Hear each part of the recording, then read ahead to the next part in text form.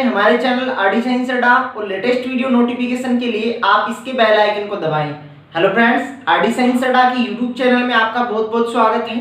जैसा कि हमने ऑलमोस्ट लॉकडाउन से रिलेटिव सीरीजों की हम बातें कर रहे हैं और इससे पहले वाली यदि प्रवेश वीडियो आपने नहीं देखी है जिसमें हम कुछ इंपॉर्टेंट क्वेश्चनों को डिस्कस किया था, तो यहाँ कोने में आई बटन है, उस आई बटन को प्रेस करके भी वहां से आप उन वीडियो को देख सकते हैं।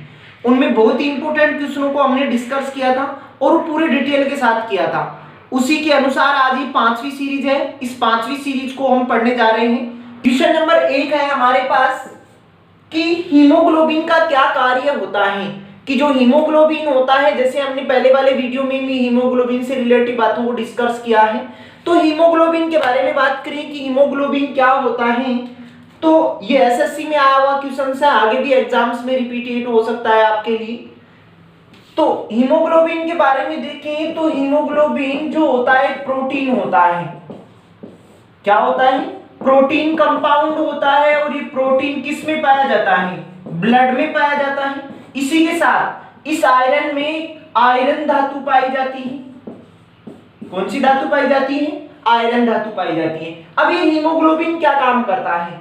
ये हीमोग्लोबिन, यदि इसको Hb भी लिखा जाता है, यदि इसका संधि विच्छेद करें हम हीमोग्लोबिन का, तो एक तो बनता है हीम और एक बनता है ग्लोबिन। हीम तो एक वर्णक होता है, रंजक होता है, जो रंगने का काम करता है, अर्थात जो ब्लड होता है, इस ब्लड का रंग लाल इस हीम रंजक के कारण ही होता है। या हम ऐसे कह सकते हैं कि हीमोग्लोबिन के कारण ब्लड का रंग लाल होता है। जबकि ग्लोबिन जो होता है, ये ग्लोबिन एक प्रोटीन का प्रकार होता है, प्रोटीन का प्रकार होता है, जिसके कारण या ये ग्लोबिन जो होता है ये O2 और CO2 का परिवहन करने का काम करता है।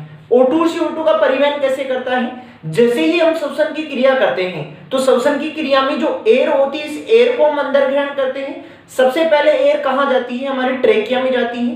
ट्रेकिया के बाद वो जो आपने एयर ली है वो कहाँ जाएगी? फेफड़े में जाएगी। और फेफड़े में क्या होता है? ब्लड होता है। और ब्लड में कौन क्या होता है? हीमोग्लोबिन होता है। ये हीमोग्लोबिन हमारे ली हुई जो एयर होती है, इस एयर से O2 को लेगा और उस ब्लड में वापस बाई प्रोडक्ट के रूप में किसका निर्माण करेगा? CO2 का निर्माण करेगा। वापस ब्लड को क्या दे देता है? CO2 दे देता है और ब्लड के द्वारा फेफड़ों में पहुंचती है CO2 और फेफड़ों में पहुंचने के बाद CO2 कहां निकल जाती है? बाहर। तो हम ऐसे कह सकते हैं कि गैसों के परिवहन के लिए रेस्पॉन्सिबल होता है कौन? हीमोग्लोबिन। जैसा कि आप इसके ऑप्शन में पढ़िएगा, इसके बी ऑप्शन में दे रखा है ऑक्सीजन को ले जाना। यहाँ ऑप्शनों के अकॉर्डिंग तो हम इसी को टिक कर दें, ऑक्सीजन ले जाने का काम करता है। तो यहां से आप जान पाए होंगे इससे रिलेटिव। चलो दूसरे नंबर के क्वेश्चंस को देखते हैं। जैसा कि दूसरे नंबर का क्वेश्चन आप स्क्रीन पे से देख पा रहे हो, बिल्कुल आसान सा क्वेश्चन है।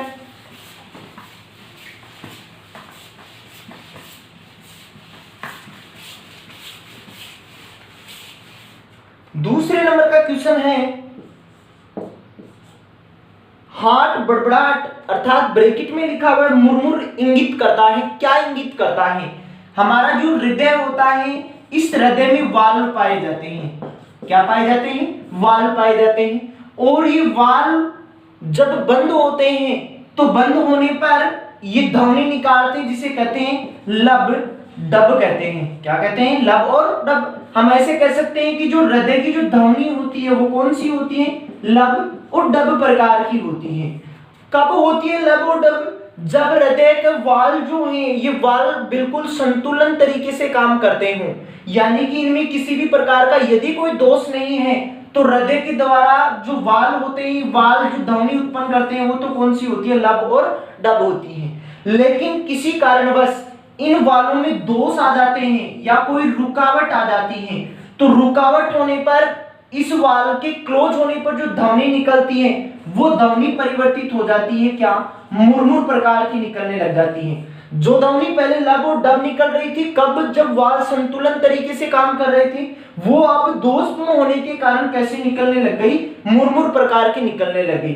और डॉक्टर के पास जो स्टेथोस्कोप होता है इसके द्वारा वो हृदय की ध्वनि सुनता है। या आपके कहीं आगामी एग्जाम्स में पूछ सकता है कि हृदय की ध्वनि को किस यंत्र के द्वारा सुना जाता है, तो किसके द्वारा सुना जाता है, स्टेथोस्कोप के द्वारा सुना जाता है।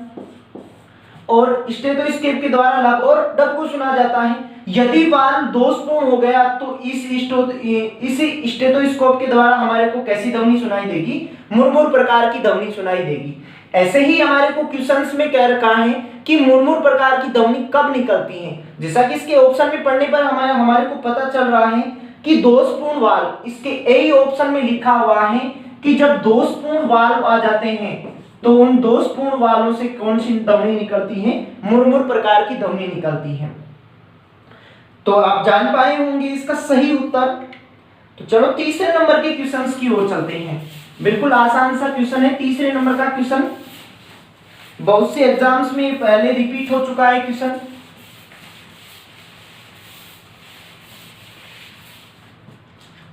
जैसा कि तीसरे नंबर के क्वेश्चंस को आप पढ़ पा रहे हो, निम्न में से रक्तचाप से संबंधित है, यानी कि जो रक्तचाप होता है इससे संबंधित ऑप्शन को चुनना था कि रक्तचाप से संबंधित कौन सा ऑप्शन हमारे को सही है। यहाँ रक्तचाप से संबंधित कौन सा ऑप्शन यहाँ सही है। तो रक्तचाप को कहा जाता है क्या, बीपी ब्लड प्रेशर कहा जाता है। मनुष्य का औसतन रक्तचाप होता है 120 से 80 mmHg होता है। जो हमारा ब्लड प्रेशर होता है, रक्त का दाब होता है धमनियों पे, वो होता है वो कितना 120 से 80 होता है। ये तो होता है सामान्य, ये तो सामान्य अवस्था में होता है जब हमारे ब्लड में किसी प्रकार की कोई रुकावट नहीं हो, तब हमारा ब्लड इतने प्रवाह से बहता है नलिकाओं में। अब क्वेश्चंस में पूछ रखा है कि रक्तचाप यानी कि बीपी से संबंधित कौन सा ऑप्शन है। जैसे कि इसके ए ऑप्शन में पढ़ पा रहे हो जिगर यानी कि हृदय, जिगर पढ़ पा रहे हो इसके ए ऑप्शन में। तो ए ऑप्शन में जो जिगर लिखा हुआ है इसका तो कोई रक्तचाप से संबंधित ही नहीं है, संबंध ही नहीं है। बी ऑप्शन के पास चलते हैं तो बी ऑप्शन में वर्षण लिखा हुआ है, तो ये तो जनन ग्रंथि होती है, इसका भी कोई संबंध नहीं है। सी ऑप्शन में लिखा हुआ है क्या, अग्नाशय,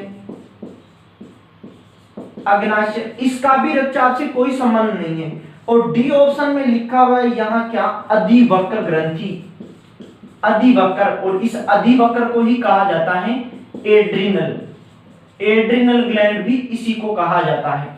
अब देखो यही इसका सही उत्तर होता। ये सही उत्तर क्यों होता, क्योंकि अपना जो शरीर है इससे हमारे शरीर में दो ऐसी ग्लैंड होती हैं जो रक्तचाप से संबंधित काम करती हैं। वो ग्रंथियां कौन कौन सी हैं, दो। यदि ग्लैंड्स की बात करें तो दो ग्रंथियां होती हैं, एक तो होती है थायराइड ग्रंथि और दूसरी होती है एड्रिनल ग्रंथि।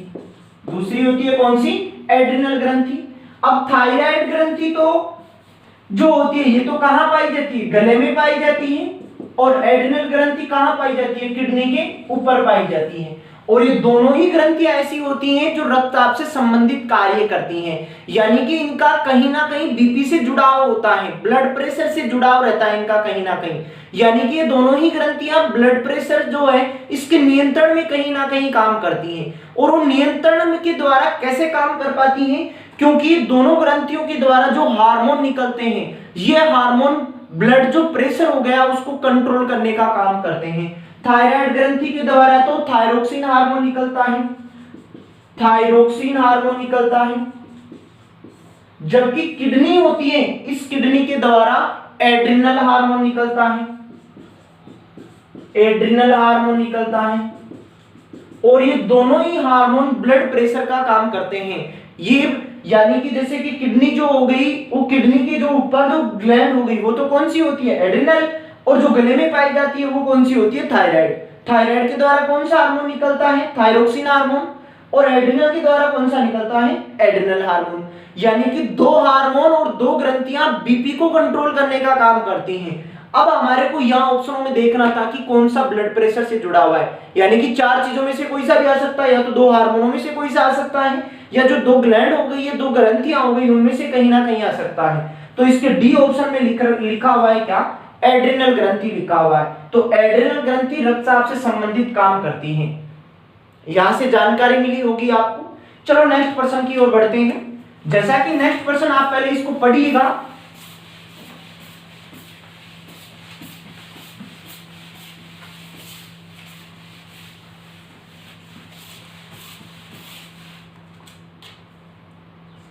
चौथे नंबर के क्वेश्चंस हैं, जैसा आप पढ़ पा रहे हो चौथे नंबर के क्वेश्चन को। तिलचट्टा पानी में जीवित नहीं रह सकता है क्योंकि उसका श्वसन अंग है। जो तिलचट्टा होता है, तिलचट्टा, इसको कॉकरोच कहा जाता है। अब आप कॉकरोच तो जानते ही होंगे, इसी को कहा जाता है कॉकरोच। अब क्वेश्चंस में हमारे को कह रखा है कि कॉकरोच पानी में जीवित नहीं रह सकता है, क्यों? जैसे कि बात को समझिए आप। अब ये एक कारण तो इसका ऐसे हो सकता है कि पानी में क्यों नहीं जीवित रह सकता, जैसे कि कॉकरोच की तुलना और हमारे शरीर की तुलना पानी से की जाए तो जैसे कि हम पानी में जीवित नहीं रह सकते। क्यों नहीं रह सकते? क्योंकि हम पानी के अंदर श्वसन की क्रिया नहीं कर सकते। तो एक मेजर इसकी जानकारी यहां से ये है कि जो तिलचट्टा या कॉकरोच है ये पानी में जीवित इस कारण नहीं रह पाता है क्योंकि इसकी श्वसन की जो क्रिया है वो पानी में नहीं हो पाती है। अब पानी में क्यों नहीं हो पाती है?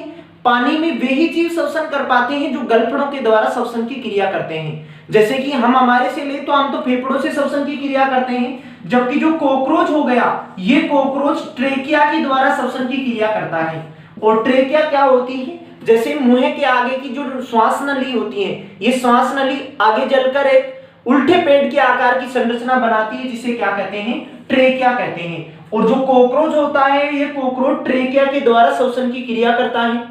तो एक बात तो यहां से कंफर्म पता चल गई कि ये पानी में इस कारण जीवित नहीं रहता क्योंकि ये गलफड़ों के द्वारा क्या नहीं करता? श्वसन नहीं करता। गलफड़ों के द्वारा जैसे मछली वगैरह इसी पर इन्हीं अंगों के द्वारा श्वसन की क्रिया करती है, इस कारण मछली पानी में जीवित रहती है।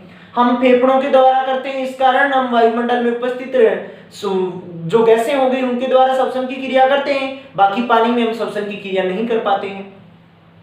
और यदि इसकी बात देखो यहां से, तो एक बात तो यहां से जैसे कि आप ऑप्शन क्वेश्चंस के जो ऑप्शन है वहां से आप पढ़ पा रहे हो कि तिलचट्टा पानी में जीवित नहीं रह सकता क्योंकि उसका श्वसन अंग कौन सा है?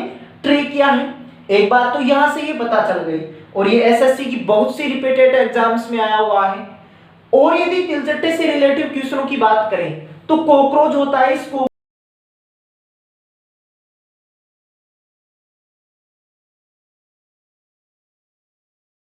जो ब्लड जो सर्कुलेट होता है, इस ब्लड के सर्कुलेट के लिए दो सिस्टम काम करते हैं। एक तो बंद परिसंचरण होता है और एक खुला परिसंचरण होता है।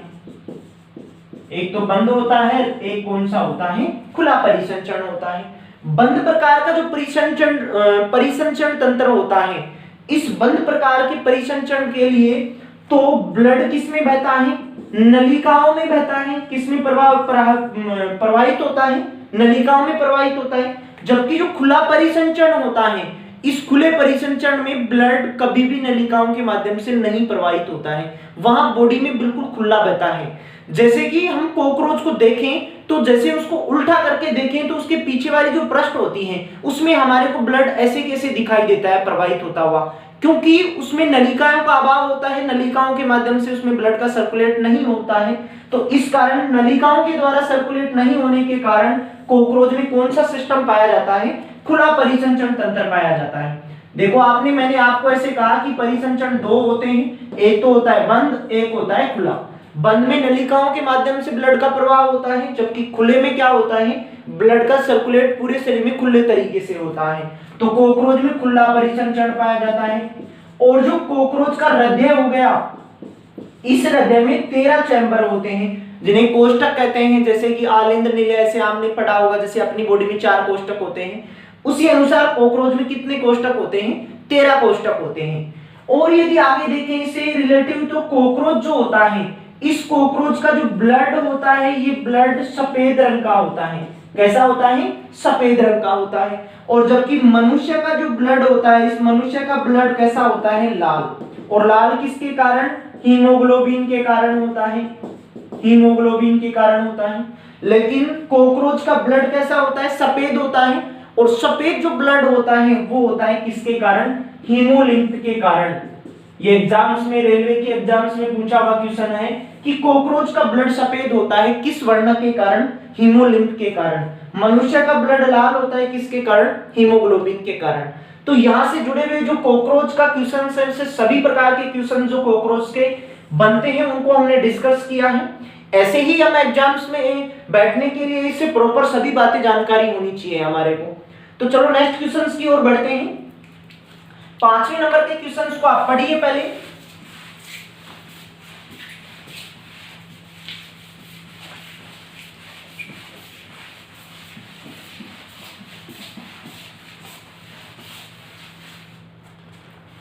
पांचवें नंबर के क्वेश्चंस में है हमारे पास,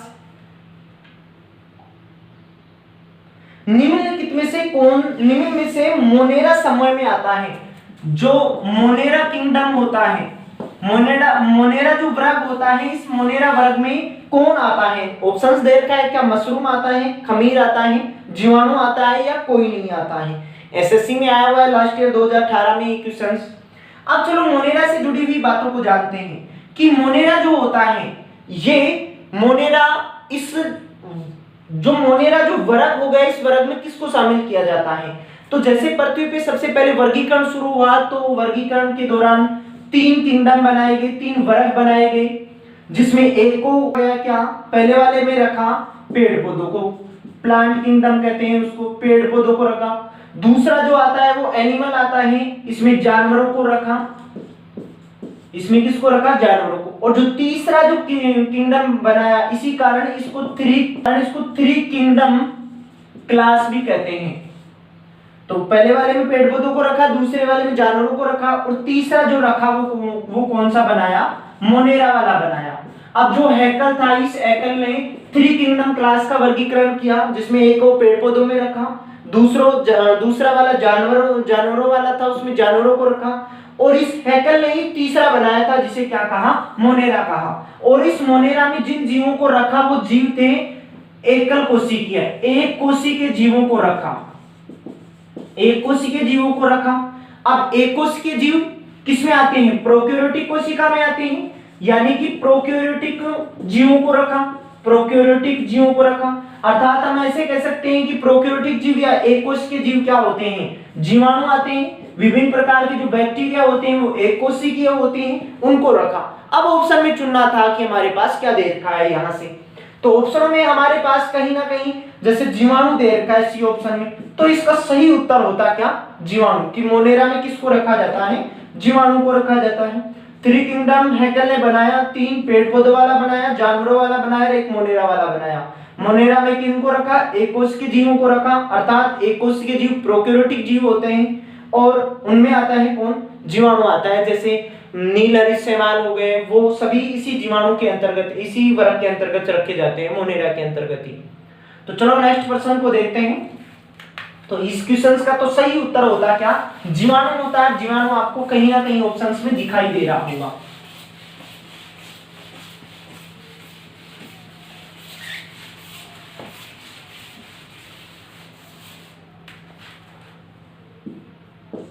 नेक्स्ट क्वेश्चन है 6 नंबर का, कोशिका की नाभिक के अंदर कौन सा तरल होता है?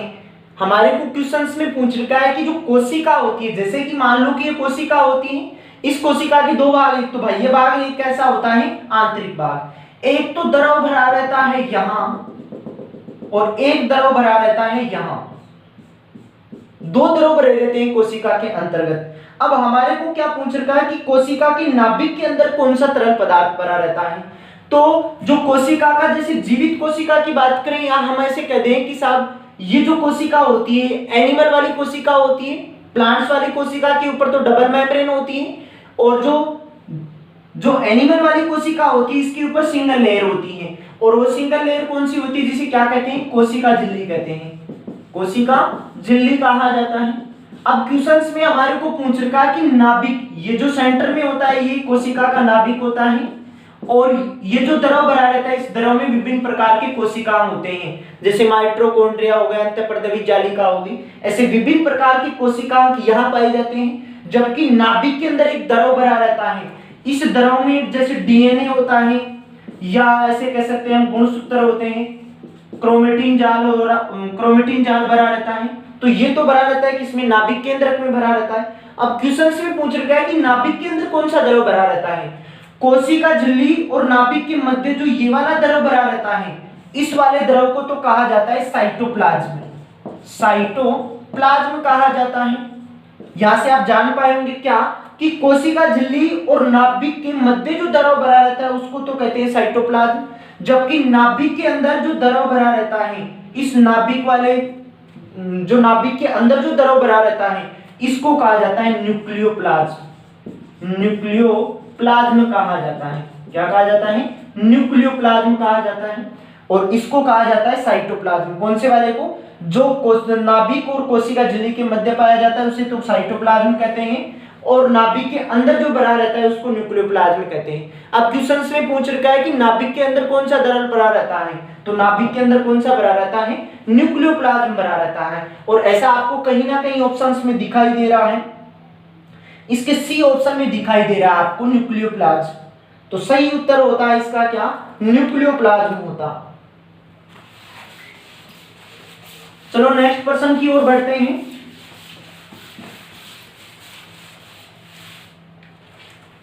सातवें नंबर के क्वेश्चंस में जैसा आप पढ़ पा रहे हो, सातवें नंबर के क्वेश्चंस में जैसा आप पढ़ पा रहे हो, आपके पास दो लिस्ट हैं। तो लिस्ट एक है और एक क्या है, लिस्ट दो है। लिस्ट ए में एक दे रखा है हमारे को, बी दे रखा है, सी और डी, ऐसे चार दे रखा है, और उधर भी हमारे को चार ही दे रखा है। एक दूसरे को मिलान करना था कि कौन से रिलेटिव कौन सा है। जैसा कि ए में तो लिख रखा है हमारे को क्या, पीलियम, और बी में लिख रखा है स्टेनोसिस, सी में लिख रखा है राइनासिस, और जो डी है उस डी में लिख रखा है पक्षपात, या इसे ही कहते हैं क्या, लकवा कहा जाता है। अब जैसा कि आप क्वेश्चंस में देख पा रहे हो वैसे चार ऑप्शन इधर भी लिखे हुए हैं हमारे पास। तो आपको बता दूं कि पीलिया, अब जैसे कि इसके यहां वाले में लिखा है, इधर लिखा है रक्त, पीत, रंजकों में वृद्धि, रंजकों में वृद्धि। दूसरे वाला दे रखा है दिल के वाल्व का दोष, या मूल्य नहीं है, या वाल्व लिखना है आपको। और तीसरे वाला दे रखा है तंत्रिका कोशिका का नष्ट, और जो पहले वाला दे रखा है उसमें दे रखा है नाक की एलर्जी, सूजन, ऐसे दे रखा है हमारे को। अब इसमें ऐसे बताना था कि कौन से रिलेटिव कौन सा है। अब जैसे पीलिया जानते हो कि पीलिया को जॉन्डिस भी कहा जाता है, जब हमारे ब्लड में बिलिरुबिन और बिलिवर्डिन नामक दो ऐसे रंजक होते हैं, यदि उनकी मात्रा ज्यादा हो जाती है तो हमारे कौन सा रोग हो जाता है, पीलिया रोग हो जाता है। तो पीलिया रोग देखो यहां से पीत और रंजक से जुड़ा हुआ है कि रक्त पीत रंजकों में क्या हो जाती है, वृद्धि हो जाती है। स्टेनोसिस को पढ़े तो जो स्टेनोसिस होता है ये एक ऑपरेशन का ही एक नाम है, जिस ऑपरेशन में किया जाता है दिल के जो वाल्व होते हैं, इन वालों में कहीं ना कोई रुकावट आ जाती है, या कहीं ना कोई दोष पैदा हो जाते हैं। इन दोषों की जो ऑपरेशन करते हैं, इस ऑपरेशन की पद्धति को कहा जाता है स्टेनोसिस। राइनोसिस होता है, ये राइनोसिस जुड़ा हुआ होता है किससे, नाक की जो एलर्जी होती है उससे। जैसे कि कभी कभार क्या होता है कि व्यक्ति को धूल वगैरह के जैसे नाक के संपर्क में आती है तो उसको एलर्जी होने लग जाती है, तो उस एलर्जी को कहा जाता है क्या, राइनोसिस कहा जाता है। और पक्षपात और लकवा जो है, इस लकवे में तंत्रिकाएं जो कोशिकाएं होती हैं वो नष्ट हो जाती हैं, तो ये जुड़ा हुआ है। ऐसे ऐसे आप जुड़ाव कर सकते हो कि पीलिया जुड़ा हुआ है रक्तपीत रंजकों में वृद्धि से, स्टेनोसिस दिल के वालों के दोष होने से इससे जुड़ा हुआ है, राइनोसिस जुड़ा हुआ है नाक की एलर्जी से, और पक्षपात या आप ऐसे कह सकते हो लकवा जुड़ा हुआ है किससे, तंत्रिका कोशिका का नष्ट होना। ऐसे आप इसके बता पाते एक दूसरे से आप मिलान कर सकते हो। चलो नेक्स्ट प्रश्न की ओर बढ़ते हैं। 8वें नंबर का क्वेश्चन को जैसा आप पढ़ पा रहे हो,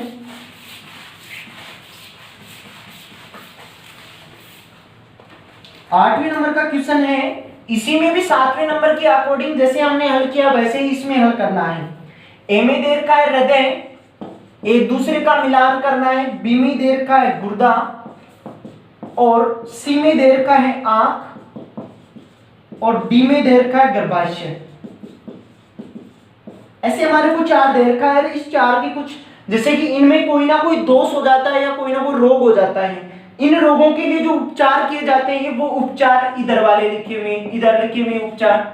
जैसे कि हृदय, ऐसे हमारे को लिख रखा है कि हृदय के सामने लिख रखा है मोतियाबिंद का ऑपरेशन, गुर्दे के लिख रखा है एंजियोप्लास्टी, आंख के सामने लिख रखा है हारस्वेक्टोमी, गर्भाशय के सामने लिख रखा है डायलिसिस। अब जैसे हमारे को इससे मिलान करना था कि कौन से जुड़ा हुआ है कौन सा। अब जैसे हृदय होता है, इस हृदय का जो सर्जरी की जाती है उसको कहा जाता है क्या, एंजियोप्लास्टी। या हृदय से जुड़ा हुआ है कौन सा, एंजियोप्लास्टी जुड़ा हुआ है। अब जो गुर्दा होता है, किडनी होती है, यदि किडनी कार्य करना बंद कर दे तो आप ऐसे सुना होगा कि डायलिसिस करवाया हुआ है, तो किडनी में जो किडनी का जो कार्य जो अवरुद्ध होता है उसके लिए जो उपचार होता है उसको कहा जाता है क्या, डायलिसिस। अब जो आंख होता है, आंख, इस आंख से जुड़ा हुआ है क्या है, अब जो आंख के ऊपर धुंधला छा जाता है तो उसके लिए मोतियाबिंद का ऑपरेशन करवाते हैं, तो ये तो जुड़ा हुआ है मोतियाबिंद से। अब गर्भाशय से जुड़ा हुआ है क्या, हारस्वेक्टोमी जुड़ा हुआ है। तो ऐसा आप जान पाए होंगे कौन से कौन सा जुड़ा हुआ है। चलो नेक्स्ट क्वेश्चंस की ओर बढ़ते हैं।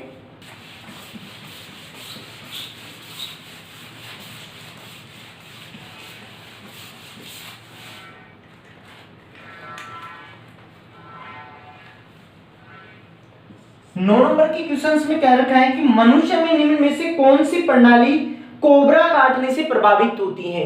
यानी कि हमारे को कभी यदि सांप द्वारा या कोई जहरीला जानवर काट ले, जैसा कि क्वेश्चंस में कह रखा है कि कोबरा के काटने पर कौन सा अंग प्रभावित होता है, तो यहाँ ऑप्शंस में लिख रखा है हमारे पास क्या, तंत्रिका कोशिका।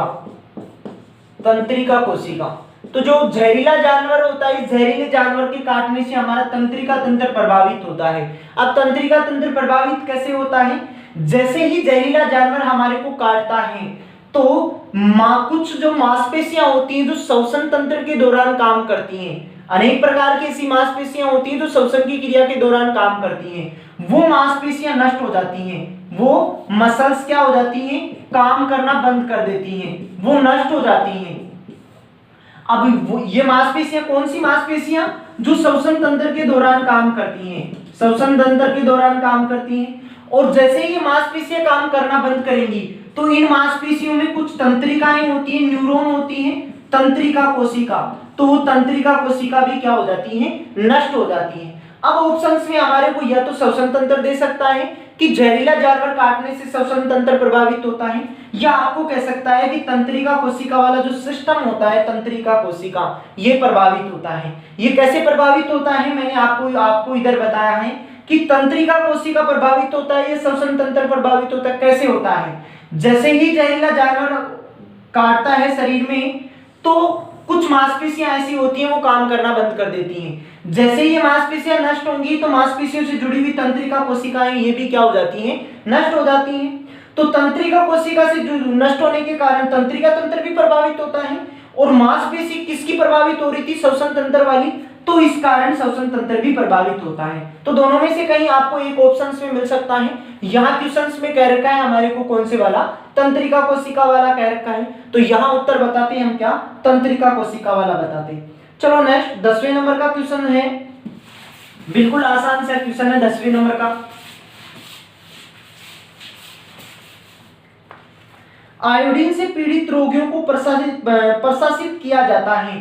अब जैसे कि 10 नंबर के क्वेश्चंस में आप पढ़ पा रहे हो कि आयोडीन जो होता है, इस आयोडीन की कमी से कौन सा रोग होता है, कहने का मतलब, तो जैसा कि आयोडीन होता है, इस आयोडीन की कमी से गलगंड रोग होता है, या इसे ही कहा जाता है गंडमाला, गलगंड रोग होता है। और आयोडीन की कमी से जो गलगंड रोग होता है, ये गले में पाई जाने वाली थायराइड ग्रंथि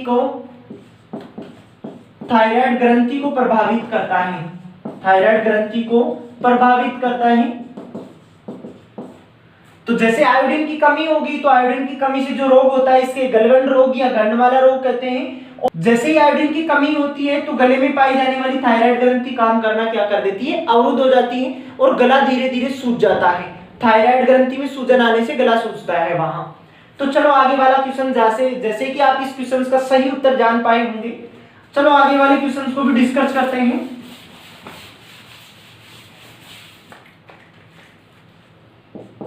11वें नंबर के क्वेश्चंस में कह रखा है हमारे को कि नींद की बीमारी का कारण होता है, कि जो नींद की बीमारी होती है, इस नींद की बीमारी का कारण क्या होता है? तो विटामिन ए की कमी से, तो विटामिन ए की कमी से तो रतौंधी होता है, तो ये तो ए ऑप्शन तो इसका गलत होता। बी ऑप्शन में दे रखा है कि शरीर में कैल्शियम की कमी होना, कैल्शियम ब्लड में पाया जाता है या शरीर के अन्य अंगों में पाया जाता है, जैसे कि बाल वगैरह हो गया, ये उनसे जुड़ा हुआ है, नींद से इसका कोई संबंध नहीं है, बी भी इसका गलत होता। सी रक्तचाप का बढ़ना, तो रक्तचाप इससे तो बढ़ता नहीं है, एड्रिनल ग्रंथि और जो थायराइड ग्रंथि होती है, इसके प्रभावित होने पर रक्तचाप में परिवर्तन होता है। डी ऑप्शन में लिखा हुआ है ट्रिप्नोसोमा, ट्रिप्नोसोमा लिखा हुआ है डी ऑप्शन में, यही इसका सही उत्तर होता। अब ये ट्रिप्नोसोमा कैसे आता? कि जो नींद की बीमारी होती है, ये नींद की बीमारी प्रोटोजोआ जनित बीमारी होती है, प्रोटोजोआ जनित बीमारी होती है। एक बात तो यहां से आपको ये जाननी है, अब जब प्रोटोजोआ जनित बीमारी है तो इसमें दो चीजें काम करती हैं, एक तो वाहक काम करता है, वेक्टर काम करता है, और एक पैथोजन रोगजनक काम करता है, रोगजनक काम करता है। जो नींद की बीमारी का जो रोगजनक होता है, ये तो रोगजनक होता है ट्रिप्नोसोमा, और इसे नींद की बीमारी का जो वाहक होता है या इस ट्रिप्नोसोमा को प्रसार करने के लिए जो वाहक होता है, ये होता है सीसी मक्खी, सीसी मक्खी होती है। तो सीसी मक्खी के काटने पर हमारे को क्या होती है? नींद की बीमारी। इसमें आदमी 24 घंटे में लगभग 18 प्लस घंटे सोता है।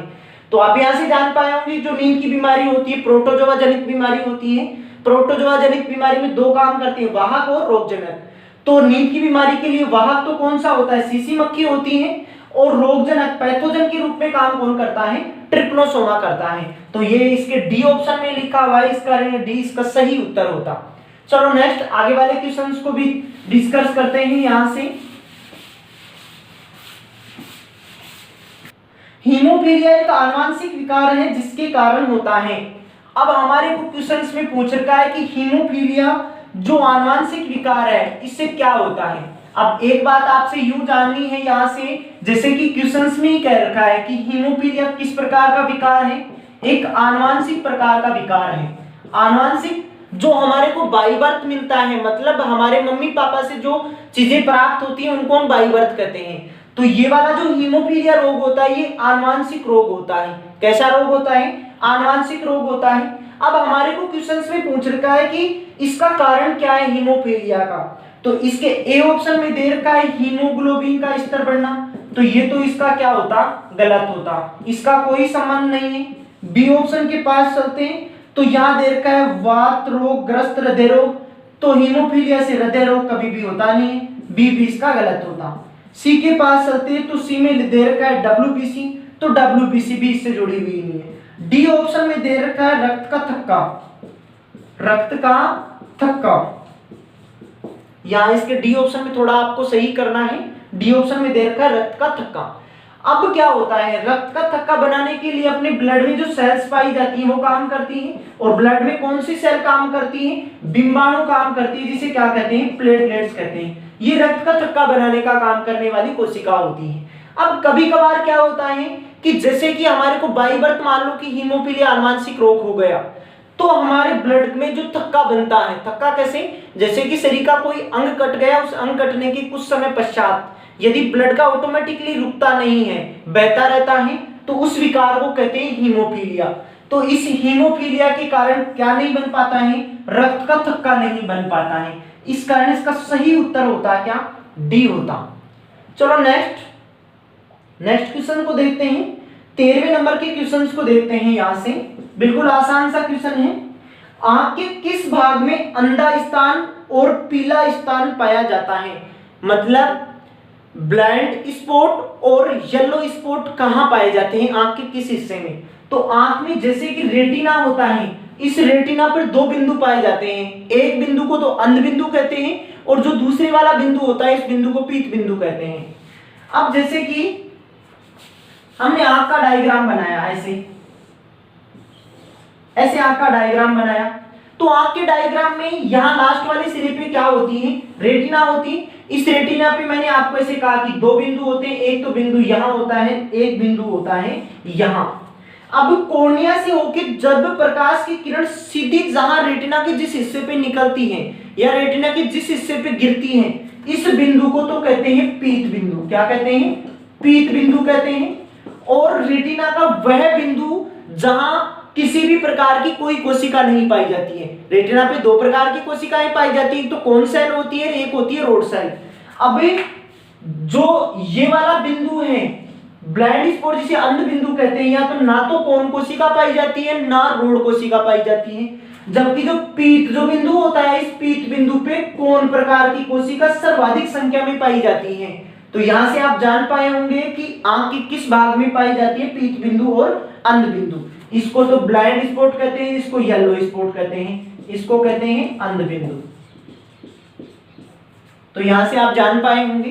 तो जैसा कि इसके डी ऑप्शन में लिख रखा है कि रेटिना पे होता है साहब ये बिंदु, तो सही उत्तर होता है इसका क्या, डी होता।